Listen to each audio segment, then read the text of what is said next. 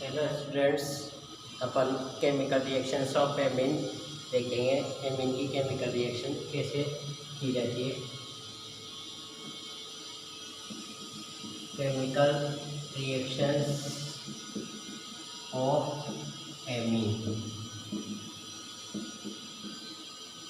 Amine chemical reaction कैसे देता है वो अपन देखेंगे। फर्स्ट केमिकल रिएक्शन है एमीन की कार्बिल एमीन रिएक्शन।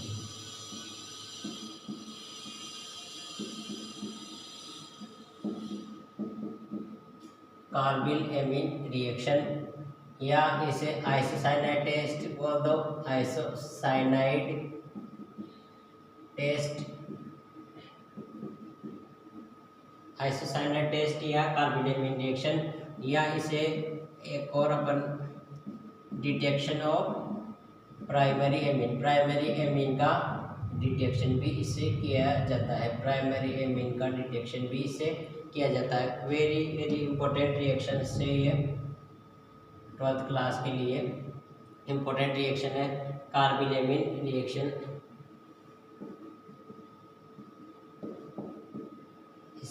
प्राइमरी ये टेस्ट जो है प्रैक्टिकल लैब में भी किया जाता है। प्रैक्टिकल में भी इससे क्वेश्चन पूछे जाते हैं। यहाँ पर अपन कोई भी एमीन ले लेंगे, जैसे कार्बिल एमीन रिएक्शन दे रहे हैं अपन CH3 CH2 और ANH2। तो यहाँ पर जो एमीन ली जाएगी वो एमीन कौन सी होगी? वो एमीन हमेशा 1 डिग्री एमीन ली जाएगी। प्राइमरी एमीन या 1 डिग्री एमीन, 2 डिग्री या 3 डिग्री एमीन इस टेस्ट को नहीं देते हैं। आइसोसाइनाइड टेस्ट नहीं देंगे। इसकी रिएक्शन करवाई जाती है क्लोरोफॉर्म के साथ। क्लोरोफॉर्म के साथ इसकी रिएक्शन करवाई जाती है और स्ट्रॉन्ग बेस काम में लिया जाता है पोटेशियम हाइड्रोक्साइड। स्ट्रॉन्ग बेस काम में लिया जाएगा। क्लोरोफॉर्म की प्रेजेंस में 1 डिग्री एमीन की रिएक्शन करवाई जाती है। तो यहाँ पर जो हीट भी देंगे, थर्मल कंडीशन ये है, यहाँ हीट, इसका मतलब भी हीट होता है। डेल्टा लिखने का मतलब हीट। तो यहाँ पर जो बनेगा वो क्या बनेगा? CH3 CH2 और ये कार्बन इस नाइट्रोजन से जुड़ जाता है। ये जो नाइट्रोजन है ये इस कार्बन से जुड़ जाती है। यहाँ पर फिर बनेगा NC और ये नाइट्रोजन डबल बॉन्ड कार्बन और ये नाइट्रोजन का कोऑर्डिनेट बॉन्ड यहाँ पर। तो इस को बोला जाता है आइसोसाइनाइड। जब भी 1 डिग्री एमीन की रिएक्शन क्लोरोफॉर्म और पोटेशियम हाइड्रोक्साइड स्ट्रॉन्ग बेस के साथ करवाई जाती है तो अपने को क्या मिलते हैं? आइसोसाइनाइड मिलते हैं। और बाय प्रोडक्ट के रूप में और अपने को मिल जाएंगे, जैसे यहाँ पर वाटर मॉलिक्यूल 3 H2O के मॉलिक्यूल निकल जाएंगे और हाइड्रोजन ऑक्सीजन हो गया और HKCl 3KCl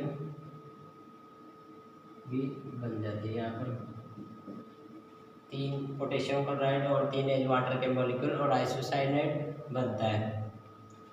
तो 1 डिग्री एमीन इस टेस्ट को देते हैं। तो 1 डिग्री एमीन के परीक्षण इससे किया जाता है। जब 1 डिग्री एमीन लेके कोई भी एमीन अपने को प्रैक्टिकल में दी हो तो अपने को पता नहीं है 1 डिग्री 2 डिग्री या 3 डिग्री कोई सी एमीन है ये, तो उस एमीन का टेस्ट कर सकते हैं अपन। जो भी एमीन अपने को दी उसमें क्लोरोफॉर्म और KOH डाल दो और उसे हीट कर लो टेस्ट ट्यूब के अंदर। और अगर उसके अंदर बदबूदार गंध अगर आती है, फॉल ऑर्डर अगर आती है, तो वो क्या है? आइसोसाइनाइड। इसकी गंध क्या होती है? फॉल ऑर्डर रहती है। ये बदबूदार गंध आती है, बहुत तेज, बहुत तीखी गंध आती है, वो आइसोसाइनाइड की गंध होती है।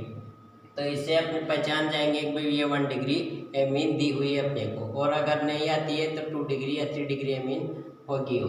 तो इस टेस्ट को 2 डिग्री एंड 3 डिग्री एमीन इस टेस्ट को नहीं देते, ये याद रखना। ओनली और ओनली प्राइमरी एमीन्स इस टेस्ट को देते हैं और आइसोसाइनाइड बनता है इसमें।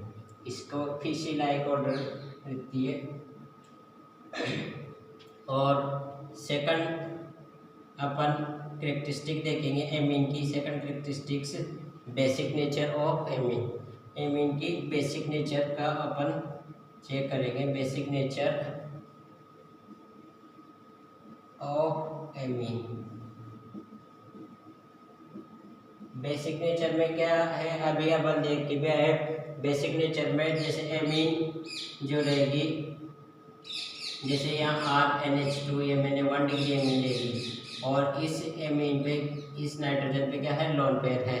तो ये किसी भी एसिड के साथ रिएक्शन करके, जैसे ये एसिड है तो एमीन की रिएक्शन अगर किसी एसिड के साथ करवाई जाती है तो उसका सॉल्ट अपने को मिलता है। ये इसकी बेसिक नेचर को शो करता है। ये जो लोन पेयर रहेंगे ये क्या करेंगे, H+ को अपने इलेक्ट्रॉन दे देंगे और सॉल्ट के रूप में ये बन जाएगा। तो यहाँ पर RNH3 और इस पे आ जाएगा पॉजिटिव और Cl क्या बन जाएगा, नेगेटिव बन जाएगा।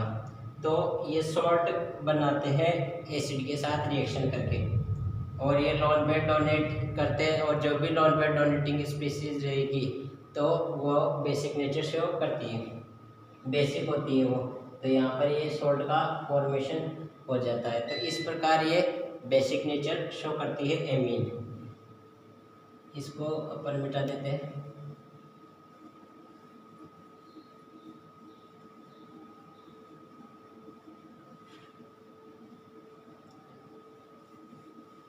और ऐसे ही अगर मैं एरोमेटिक एमीन ले लूँ, यहाँ पर जैसे मैंने एरोमेटिक एमीन ले लिया, ये एरोमेटिक एमीन एनिलीन ले लिया है, इस पे भी वही लोन पेयर है। तो ये लोन पेयर भी HCl जो एसिड है इस पे अपन अटैक करवाएंगे, ये लोन पेयर इसको देगा और ये Cl नेगेटिव बन जाएगा। तो यहाँ पर एनिलीन का सॉल्ट बन जाएगा, एनिलीनियम सॉल्ट अपन इसको बोलेंगे। तो यहाँ RNH3 पॉजिटिव और Cl नेगेटिव। तो एसिड पे एमीन की रिएक्शन करवाई जाती है तो सॉल्ट का फॉर्मेशन होता है, वो बेसिक नेचर होती है एमीन की। इसे बोलेंगे अपन एनिलीनियम सॉल्ट। ये एमीन की बेसिक नेचर होती है। अब अपन एमीन की बेसिक नेचर का भी अपने को पता चल गया भाई ये बेसिक होती है क्योंकि इसके पास क्या है, लोन पेयर है। एमीन बेसिक क्यों होती है, presence of lone pair. Amine basic nature किसके कारण होती है, presence of lone pair on nitrogen atom.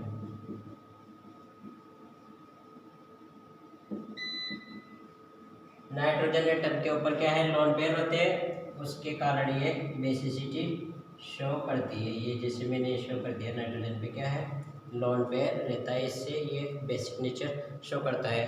तो इसको लिख लो आप।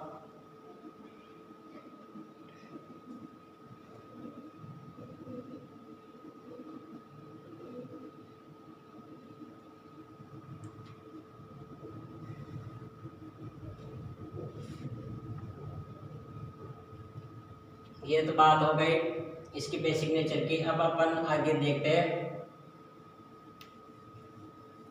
आगे अपन एमीन का डिसोसिएशन देखेंगे, वाटर के अंदर कैसे ये डिसोसिएट होती है वो चेक करेंगे अपन। डिसोसिएशन एमीन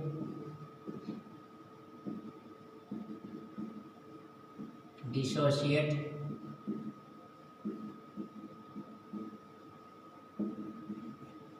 इन वाटर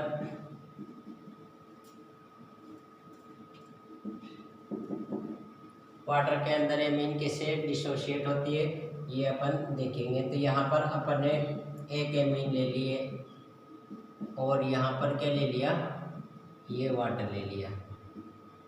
अब ये जो वाटर है, वाटर के अंदर अपन देखिए तो वाटर के अंदर ये ऐसी स्पीशीज होती है, H पॉजिटिव और OH नेगेटिव। अगर वाटर मॉलिक्यूल को अपन तोड़े तो H पॉजिटिव और OH नेगेटिव अपने को दिखता है।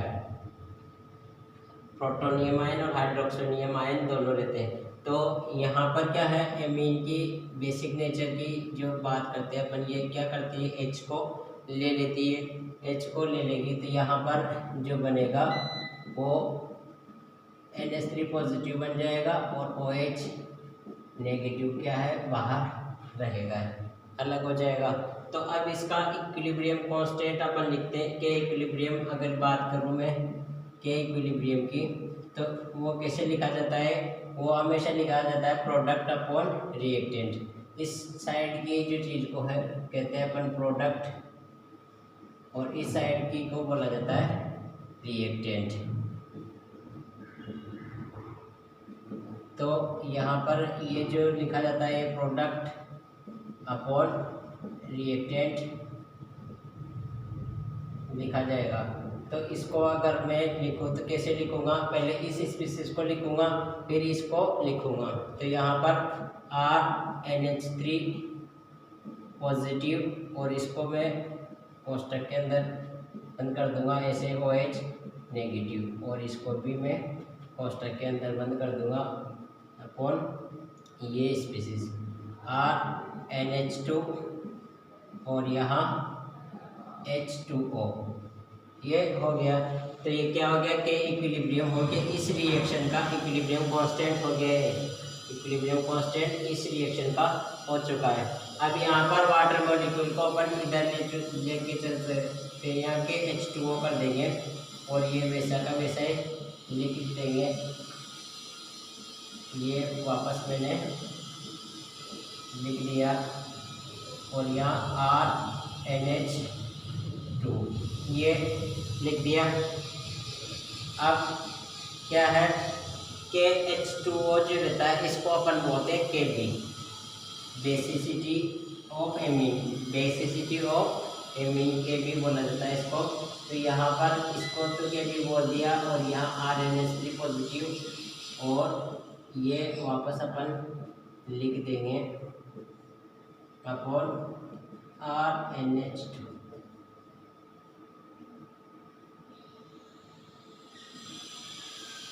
ये हो गया। अब इसको पूरे को Kb, इसको तो Kb बोल दिया और इस पूरे को PKb बोला जाता है, और इसके साथ माइनस log Kb अपन लेते हैं। तो यहाँ पर मैं लिख दूँ, यहाँ पर क्या लिखेंगे अपन, Kb is equal to minus log PKb, ये इसको बोला जाता है।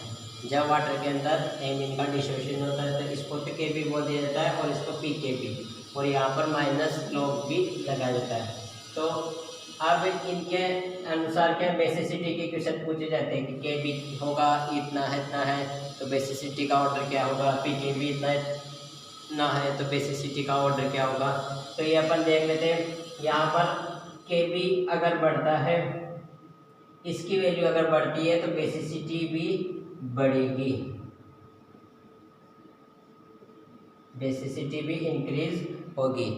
Kb की वैल्यू बढ़ रही है तो बेसिसिटी भी बढ़ेगी उस रिएक्शन की, और PKb अगर बढ़ रहा है, PKb की वैल्यू बढ़ रही है तो उसकी बेसिसिटी क्या होगी,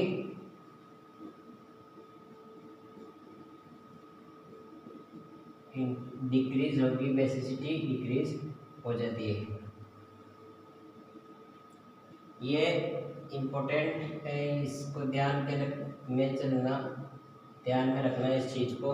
Kb बढ़ेगा तो बेसिसिटी बढ़ेगी, PKb बढ़ेगा तो बेसिसिटी डिक्रीज होगी। सिर्फ इसको ध्यान में रख के चलना, ये इससे कोई मतलब नहीं, ये ऐसे ही है, ऐसे ही बुक में दे रखा है, इससे क्वेश्चन कुछ नहीं बनेगा, इसको डेरिव भी नहीं करवाएगा वो। सिर्फ अपने को क्या ध्यान रखना है, ये टेबल इसको ध्यान में रखना है, इससे क्वेश्चन बन सकते हैं, तो इसी को ध्यान में रखना है। ये ऐसे ही बताया। तो Kb की वैल्यू बढ़ती है तो बेसिसिटी बढ़ेगी, PKb बढ़ता है तो बेसिसिटी डाउन होती है, क्योंकि माइनस में ये बढ़ेगा तो यह माइनस है तो माइनस में बढ़ेगा। इनवर्स समानुपाती नहीं है, ये प्रोपोर्शनली है ही नहीं, क्योंकि माइनस में है इसलिए ये बढ़ता है तो ये घटेगा, इसलिए बेसिसिटी डाउन होगी। जब भी पीकेबी बढ़ता है तो बेसिसिटी क्या हो गई, कम होगी। तो अपन ने बेसिसिटी चेक कर ली है इसकी, और एमीन की कार्बिल-एमीन रिएक्शन जो इम्पोर्टेंट रिएक्शन है वो भी अपन ने देख लिए। इसके बाद अपन नेक्स्ट रिएक्शन जो भी है वो देखेंगे एमीन की। Thank you.